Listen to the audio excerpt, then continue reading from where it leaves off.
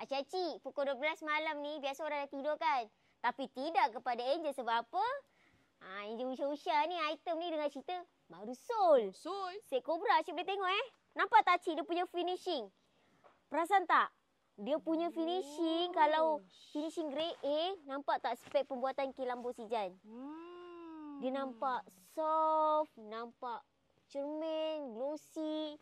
Nampak tak? Sebab tu Angel paling suka bila item dah sold, kita belek-belek dia. Bestnya. Nak hantar ni. Ui, tengok ni. Siap ada lampu-lampu suluh. Jelas terpancar So mesti acik-acik nak tanya kan, geng kita ni yang mana ambil ni jajan ni? Acik-acik daripada mana ambil ni jajan? Acik daripada Segarang. Iyo. Dengan cerita hadiah untuk siapa ni? Apa tu? Hadiah untuk siapa ni? Teman seperjuangan. Teman seperjuangan. Ya. Mantap Acik. Dengan cerita ini bukan 1,000, 2,000. 11,000 ya, sir? Ya. Oh. Wish. Bagi staff. Bagi staff. Hadiah. Ada nak pakai staff tambahan tak?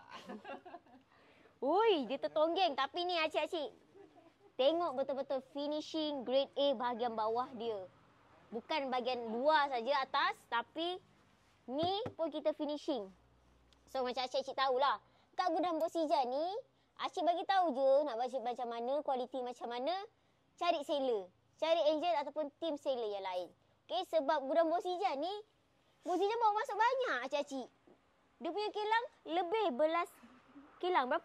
16 16 kilang. 16 kilang. So acik-acik, nak raya ni, jangan lupa pakai jati Bosijan. Kat mana sah?